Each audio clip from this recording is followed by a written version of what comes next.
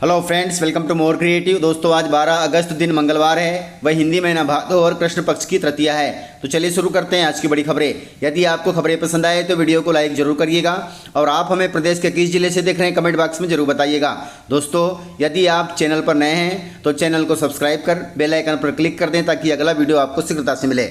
दोस्तों, किसानों के लिए जरूरी खबर है। मध्य प्रदेश में किसानों को सब्सिडी पर मशीनें देने हेतु पंजीयन शुरू हो गया है। यदि आप इच्छुक हैं तो जरूर पंजीयन करें। दोस्तों, प्रदेश के किसानों को लाभ पहुंचाने के लिए मध्य प्रदेश सरकार द्वारा कृषि में उपयोग होने वाली मशीनों पर दी जाने वाली सब्सिडी के लिए पंजीयन प्रक्रिया शुरू कर दी गई है। यदि आपको सब्सिडी पर कृषि यंत्र लेने हैं तो आवेदन जरूर करें। दोस्तों, इन मशीनों के लिए पंजीयन कृषि अभियांत्रिकी पोर्टल dbt.mpdag.org पर हो रहे हैं। इसके लिए किसानों को सरकार की तरफ से हैप्पी सीट पर 86,400 रुपये, सुपर सीट पर 1,20,000 और स्मार्ट सीट पर 90,200 रुपये का अनुदान दिया जाएगा। ज़्यादा जानकारी के लिए आप अपने ब्लॉक के कृषि विकास अधिकारी से मिल सकते हैं।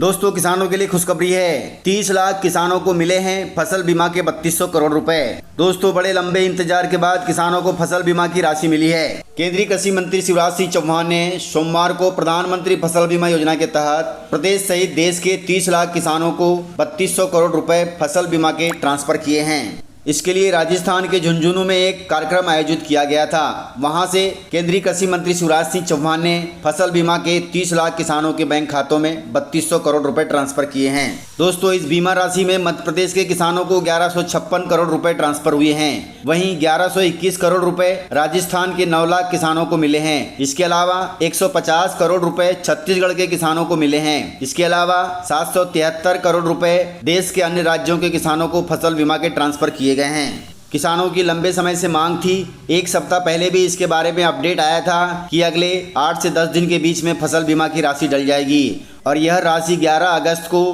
प्रदेश सहित देश के किसानों के बैंक खातों में डल चुकी है। आप सभी अपने बैंक स्टेटमेंट चेक कर लें। वहीं केंद्र सरकार ने फसल बीमा को लेकर किसानों के लिए बड़ा फैसला लिया है। फैसले के तहत खरीफ सीजन 2025-26 से किसानों के हित में एक नया प्रावधान लागू करने की घोषणा की गई है। इस प्रावधान के तहत यदि राज्य सरकारें फसल बीमा योजना में अपनी सब्सिडी योगदान राशि देने में देरी करती हैं तो उन पर 12% की पेनाल्टी लगेगी। इसी तरह बीमा कंपनी भी यदि समय पर किसानों को बीमा नहीं देती है तो उन पर भी 12% की पेनाल्टी लगेगी। अर्थात किसानों को समय पर बीमा मिले, इसके लिए केंद्र सरकार ने यह फैसला लिया है, जो कि बहुत अच्छा फैसला है।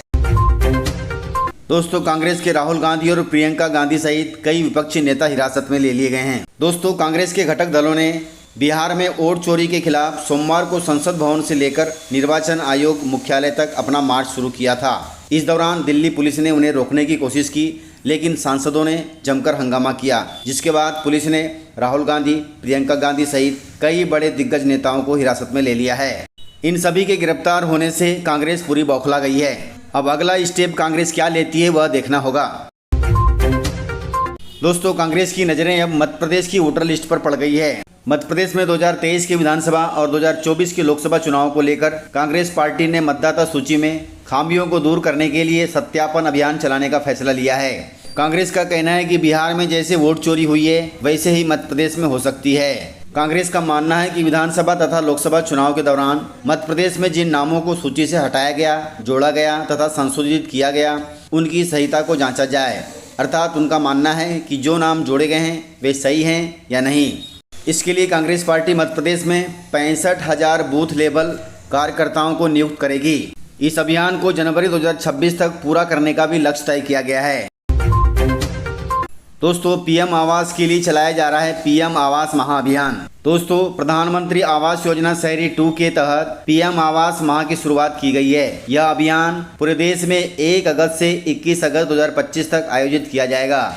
इस अभियान के दौरान नागरिकों को पीएम आवास योजना के तहत आवास के लिए आवेदन करने का एक विशेष मौका मिलेगा। यदि आप भी अपने सपनों का घर बनाना चाहते हैं तो आपके लिए यह एक अच्छा मौका है। वहीं बताया गया है कि आवेदन करने के लिए नागरिकों को अब अपने नज़दीकी नगरीय निकाय कार्यालय से संपर्क करने की आवश्यकता नहीं है। वे सीधे प्रधानमंत्री आवास योजना की आधिकारिक वेबसाइट pmay.urban.government.in पर जाकर आवेदन कर सकते हैं या फिर अपने नज़दीकी कंप्यूटर सेंटर पर जाकर भी आवेदन कर सकते हैं। इसलिए दोस्तों, यदि आप पात्र हैं और अभी तक आपको पीएम आवास नहीं मिला है तो अपने नज़दीकी कंप्यूटर सेंटर पर जाकर एक बार अपनी पात्रता की जांच करवा लें। दोस्तों मध्य प्रदेश बीजेपी ने बनाई है नई व्यवस्था। मध्य प्रदेश बीजेपी ने राजनीतिक नियुक्तियों के लिए एक नई प्रक्रिया अपनाई है, जिसके तहत प्रदेश अध्यक्ष हेमंत खंडेलवाल की पहल पर पार्टी ने तय किया है कि अब जिलों में नियुक्तियों के लिए 2-2 ऑब्जर्वर भेजे जाएंगे। ये ऑब्जर्वर सिर्फ पार्टी के स्थानीय नेताओं से बातचीत करेंगे, बल्कि पारदर्शिता बनाए रखते हुए एक नामों की सूची भी तैयार करेंगे। इन्हीं नामों में से प्रदेश के विभिन्न जिलों में एग्जीक्यूटिव, एल्डरमैन, मंडल अध्यक्ष और जन भागीदारी समितियों की नियुक्तियां की जाएगी और यह प्रक्रिया प्रदेश में 17-18 अगस्त तक पूरी कर ली जाएगी। दोस्तों यदि आप बीजेपी का समर्थन करते हैं तो आपके लिए यह खबर बहुत अच्छी साबित होगी।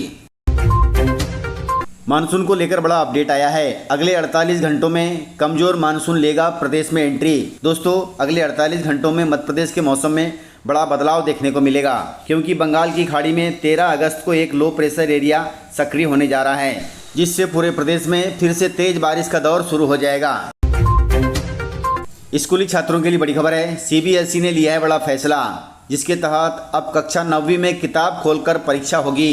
दोस्तों कक्षा 9वीं के छात्रों के लिए बड़ा अपडेट सामने आया है। मीडिया रिपोर्ट्स के मुताबिक सीबीएसई ने ओपन बुक परीक्षा को मंजूरी दे दी है। यह कदम सीबीएसई ने छात्रों के हित में राष्ट्रीय शिक्षा नीति 2020 के तहत लिया है। यह नए नियम शैक्षणिक सत्र 2026-27 से लागू होंगे। बताया गया है कि परीक्षा के दौरान विद्यार्थी किताब, नोट्स और अन्य स्टडी खोलकर परीक्षा दे सकते हैं। इससे विद्यार्थियों में रटने के बजाय समझने की प्रक्रिया को मौका मिलेगा। दोस्तों एमपी बोर्ड परीक्षा में अब अपार आईडी भरना अगले सत्र से अनिवार्य हो जाएगा। एमपी बोर्ड के 10वीं और 12वीं के छात्रों के लिए बड़ी खबर है। जिनकी अपार आईडी अभी तक नहीं बन पाई है, उनको अपार आईडी बनाना जरूरी हो गया है, क्योंकि मंडल ने इसे परीक्षा फॉर्म में जरूरी कर दिया है। अर्थात अगले सत्र से परीक्षा फॉर्म में अपार आईडी भरना अनिवार्य है। मंडल ने अपार आईडी को शैक्षणिक सत्र 2025-26 के लिए वैकल्पिक कर दिया है, यानी जिनकी अपार आईडी बनी है वे परीक्षा फॉर्म में अपार आईडी भर सकते हैं, अन्यथा इस कॉलम को छोड़ सकते हैं। लेकिन अगले सत्र अर्थात शैक्षणिक सत्र 2026-27 से अपार आईडी परीक्षा फॉर्म में भरना अनिवार्य होगी। इसलिए अपने स्कूल से अपार आईडी बनवा लें। इस प्रकार से खबरें थी। यदि आपको खबरें पसंद आई हो तो वीडियो को लाइक, शेयर एंड सब्सक्राइब जरूर करें। तो मिलते हैं सर अगले वीडियो में, तब तक के लिए जय हिंद, जय भारत, जय एमपी।